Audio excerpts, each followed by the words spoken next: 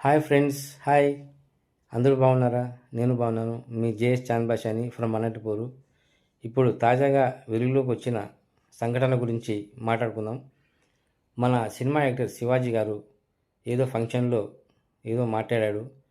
మన ladies cinema heroines గురించి మాట్లాడాడు.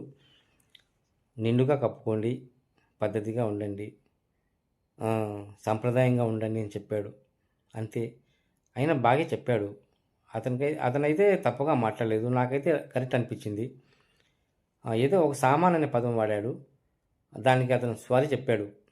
ఉమ్, మన ఇంట్లో ఎవరైనా మన ఫ్యామిలీ వాళ్ళు ఎవరైనా కానీ అక్కనో చెల్లినో ఎవరో తప్పుడుగా ప్రవర్తిస్తుంటే మనం చూస్తూ ఉంటామా?